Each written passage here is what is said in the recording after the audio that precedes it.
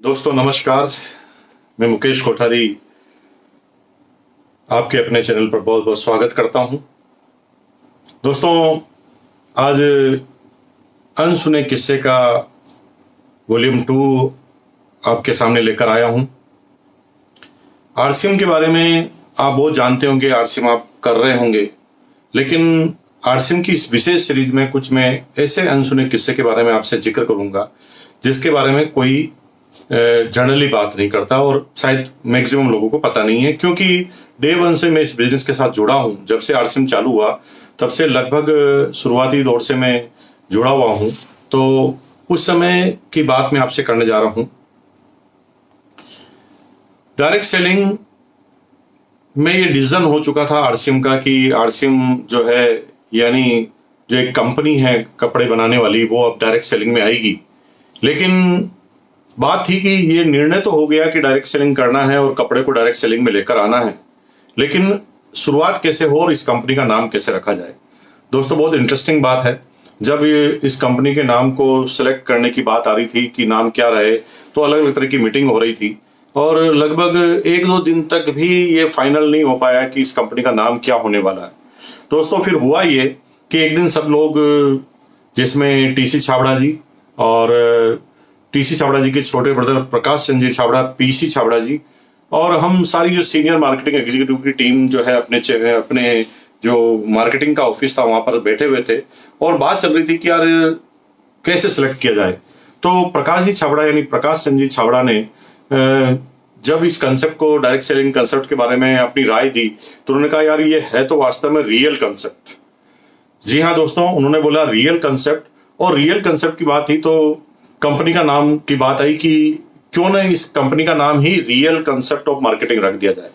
तो बात आई कि रियल कंसेप्ट ऑफ मार्केटिंग रख दिया जाए तो ये नाम थोड़ा लंबा होगा और लोगों को मुंह पर लेने में थोड़ी दिक्कत आएगी, रियल कंसेप्ट ऑफ मार्केटिंग। तो क्या करें? तो उन्होंने रखा कि भाई अगर क्या करें तो इसको शॉर्ट कर दो, इसका नाम आरसीएम कर दो। तो जब आरसीएम की बात आई कि आरसीएम कर दो, तो रियल कंसेप्ट भी अपने आप में एक सही वर्ड नहीं लग रहा था। तो फाइनली सब लोग इस राय पे हुआ कि ये कंसेप्ट एकदम राइट है, तो इसका नाम ही राइट कंसेप्ट ऑफ मार्केटिंग रखना चाहिए। और दोस्तों कंपनी की शुरुआत हो गई, कंपनी का नाम आरसीएम रख दिया गया, यानी राइट कॉन्सेप्ट ऑफ मार्केटिंग। और कंपनी अगस्त 2000 से ऑपरेशन में आई और इसका लोगो फाइनल हुआ।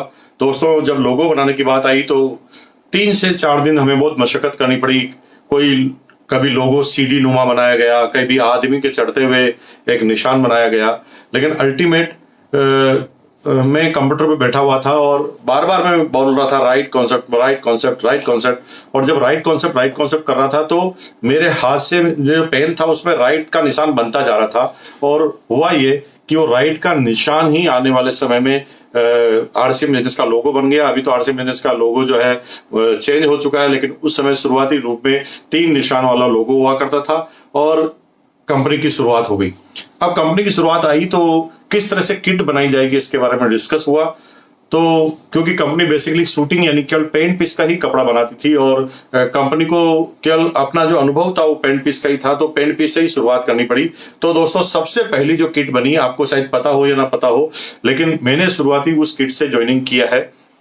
पहली किट थी 2210 रुपए की, यानी 2210 रुपीज की, और उसके अंदर 8 पेंट पीस के कपड़े हुआ करते थे, जिसमें 4 क्वालिटी के 2-2 पेंट पीस हुआ करते थे, और वहां से शुरुआत हुई। अभी तो गाइडलाइन के अनुसार डायरेक्ट सेलिंग में किट नहीं होती है और ज्वाइनिंग के पैसा नहीं लगता, लेकिन क्योंकि उस समय कोई गाइडलाइन नहीं थी तो पहली किट, क्योंकि जो मल्टीनेशनल कंपनियां भी अपने किट लेकर आती थी ज्वाइनिंग किट, उसी तरह से आरसीएम बिजनेस में भी पहली किट हुई 2210 रुपए की। और 2210 रुपए की किट के साथ मैंने ज्वाइनिंग की और मेरे जो शुरुआती जितने भी साथी है उन्होंने उसी किट के साथ ज्वाइनिंग की।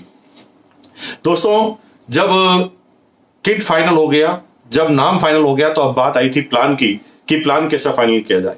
दोस्तों हमें और कोई पता नहीं था, कोई भी आदमी हमारी टीम के अंदर कोई इस तरह का नहीं था जिसमें डायरेक्ट सेलिंग का बहुत सालों का अनुभव हो। सब लोग नए नए थे। तो हमारे पास एक ही तरीका था कि जिस कंपनी का सबसे पहले एक मल्टीनेशनल कंपनी का जैसे हमने प्लान देखा था, उसी प्लान को हमने कॉपी करना चाहा। और दोस्तों कॉपी करने में सबसे बड़ा चैलेंज ये आया कि उनके प्लान की रॉयल्टी कैसे निकलती है, वहां तक तो हमें पता था, लेकिन टेक्निकल बोनस कैसे निकलता था उस कंपनी का हमें पता नहीं था और कोई सटीक जानकारी नहीं मिल पा रही थी। तो स्लेब बनाई गई कि भाई स्लेब बनाई जाए, कितने परसेंट हमें परफॉर्मेंस बोनस में बांटना है, कितना रॉयल्टी में बांटना है। तो बात थी कि कुछ तो उस कंपनी से ज्यादा होना चाहिए। तो पहली बार जो प्लान बना उसमें 30% परफॉर्मेंस बोनस था और 6% रॉयल्टी थी और 5% टेक्निकल का प्लान बनाया गया, यानी टोटल जो परसेंटेज थे वो 41% का प्लान बना। मार्केटिंग प्लान बनाने की बात आई तो स्लेब की बात आई, तो किस तरह से स्लेब बनाई जाए। तो बात आई थी कि अगर स्लेब भी अगर हम हूबहू बना देंगे तो लोग सोचेंगे कि आपने कॉपी किया है।